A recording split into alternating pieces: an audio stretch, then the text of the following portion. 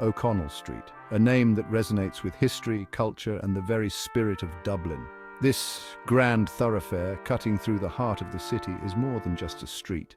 It's a stage where history has unfolded, a testament to Dublin's resilience and a symbol of Ireland's journey to independence. From its humble beginnings as a narrow lane to its transformation into the grand boulevard we know today, O'Connell Street has witnessed it all. Rebellions, fires, celebrations, and everyday life all have left their mark on this iconic street.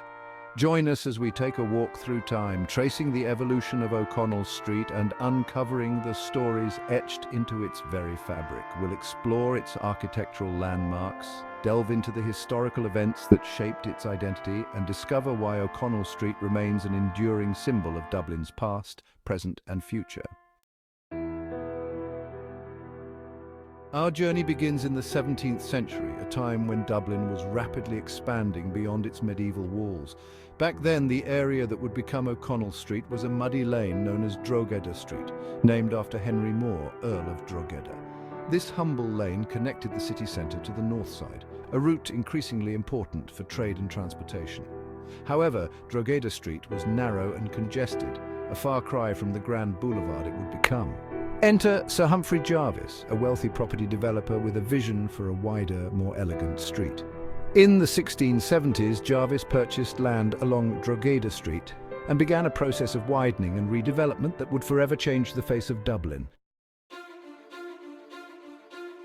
The 18th century ushered in an era of unprecedented growth and prosperity for Dublin, and Jarvis's vision for a grand thoroughfare came to fruition. Drogheda Street was widened and renamed Sackville Street in honour of Lionel Sackville, the Duke of Dorset, and then Lord Lieutenant of Ireland. Inspired by the elegant boulevards of Paris and London, Sackville Street became a showcase of Georgian architecture. Grand houses with ornate facades lined the street, their interiors adorned with the finest furnishings and art. Sackville Street quickly became the most fashionable address in Dublin, attracting wealthy merchants, prominent politicians, and members of the Anglo-Irish aristocracy. Theatres, coffee houses, and shops sprang up, catering to the needs and desires of the city's elite. The Easter Rising of 1916 was a pivotal moment in Irish history, and Sackville Street, the symbol of British power in Ireland, became a battleground. Rebel forces seized the General Post Office, GPO, situated prominently on the street, and fierce fighting raged for days. By the time the rebellion was quelled, Sackville Street lay in ruins. Buildings were reduced to rubble, their elegant facades scarred by bullet holes and fire damage. The GPO, once a symbol of imperial authority, stood as a gutted shell, a poignant reminder of the rebellion's ferocity. The destruction of Sackville Street was a physical manifestation of the political and social upheaval sweeping through Ireland. It marked the end of an era and the beginning of a new chapter in the streets and islands story. In the aftermath of the Easter Rising, a movement gained momentum to rename Sackville Street in honour of Daniel O'Connell, the Irish nationalist leader known as the Liberator. O'Connell, a champion of Catholic emancipation and Irish self-governance, had died in 1847, but his legacy loomed large. In 1924, Sackville Street was officially renamed O'Connell Street, a powerful symbol of the newly independent Irish Free State's break from its colonial past.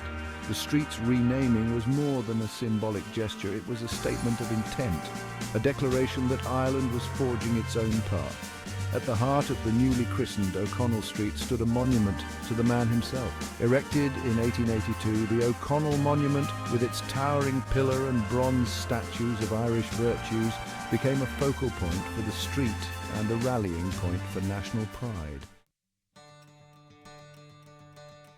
The task of rebuilding O'Connell Street after the devastation of 1916 was immense. While some advocated for replicating the street's former Georgian glory, others saw an opportunity to create something new, a modern Irish architectural style. Ultimately, a blend of old and new emerged. Some buildings were reconstructed in a faithful Georgian style, while others embraced a more modern aesthetic, incorporating Art Deco and other architectural trends of the time. The rebuilding of O'Connell Street was not without its controversies. Debates raged over architectural styles, the height of new buildings, and the preservation of historical features. Yet through it all, a sense of civic pride prevailed, a determination to create a street worthy of its namesake. As the 20th century progressed, O'Connell Street solidified its position as the heart of Dublin. It was the city's main thoroughfare, a bustling hub of activity where people came to shop, dine, be entertained, and connect with the pulse of the city. Department stores like Clerys and Roche's became Dublin institutions, their windows showcasing the latest fashions and attracting shoppers from far and wide. Cinemas like the Savoy and the Capitol offered escape and entertainment, screening Hollywood blockbusters and newsreels. O'Connell Street also became a stage for political rallies, protests, and celebrations. From victory parades to anti-war demonstrations, the street witnessed the full spectrum of civic life, reflecting the changing social and political landscape of Ireland. Section 8. Landmarks and Legacies, Architectural Gems. O'Connell Street is home to a fascinating mix of architectural styles, each building telling a story about a particular period in Dublin's history. The General Post Office, or GPO, even after its reconstruction, stands as a powerful reminder of the 1916 Easter Rising, its bullet-pocked facade preserved as a testament to the fight for Irish independence. The Gate Theatre, founded by the legendary Hilton Edwards and Michael McLamour in 1928, has been a beacon of Irish theatre for decades, nurturing the talents of countless actors, playwrights and directors. Further up the street, the imposing facade of the Gresham Hotel, a Dublin institution since 1817, harks back to the city's Georgian elegance. Section 9. Statues and Stories, the People Immortalised in Bronze. O'Connell Street is more than just buildings, it's a gallery of statues, each one commemorating a figure who played a significant role in Irish history, literature or public life. These bronze figures, frozen in time, offer glimpses into Ireland's past and the values it holds dear. Standing proudly in front of the GPO is the iconic statue of James Larkin, the trade union leader who fought tirelessly for workers' rights in the early 20th century. His raised fist and defiant stance capture the spirit of his activism. Further up the street, we encounter the stately figure of Sir John Gray, the chairman of the Dublin Corporation, who played a pivotal role in bringing clean water to the city.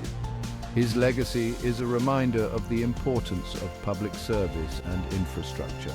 And of course, no stroll down O'Connell Street would be complete without paying homage to the man himself, Daniel O'Connell.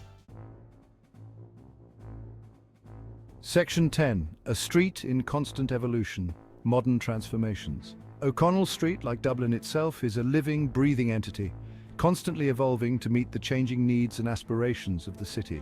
In recent decades, the street has undergone significant transformations, embracing modernity while striving to preserve its historical character.